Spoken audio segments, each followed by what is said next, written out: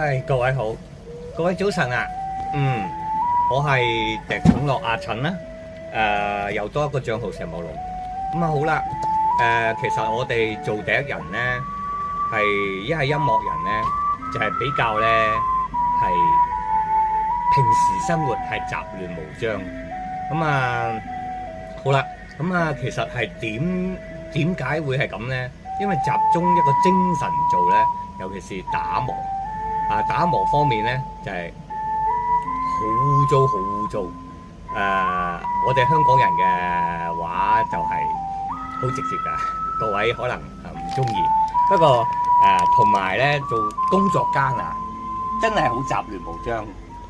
咁有好多人話：喂，究竟做音樂嘅人一係同埋改造陶笛嘅人咧，嘅生活係點㗎？係好有規律咯。朝早起身就食嘢，就基本上係半日唔會出街，係到夜晚啦、黃昏啦就會出街。呢啲係陶胚之中嘅改細咗嘅陶胚。咁樣比起我賣俾大家用嘅陶胚咧，已經係再高一級噶啦。打磨咗，再更加細嘅可以放去比較。咁樣比較角度好啲咧，係咪啊？真係一模一樣。要打磨呢啲陶胚咧，唔係咁容易嘅事嚟噶。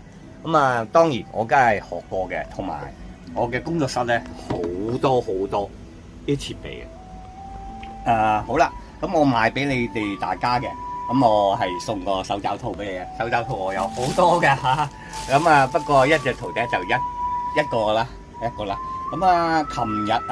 琴日我整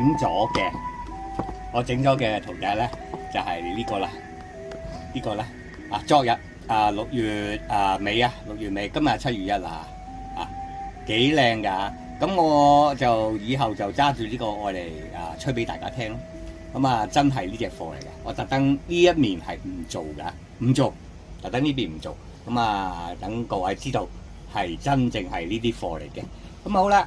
改細咗之類送俾客人嗰啲咧就另外一樣嘢噶啦。改細咗就呢啲初版，不過係用得㗎。呢啲整得太過即係冇咁滑啦，圓滑啦。我唔會賣俾客人嘅。好啦，鋼化風塵我成日經常都講嘅，咩牌子都唔緊要㗎。只要咧佢係鋼化風塵喺即係手工鋪一係指甲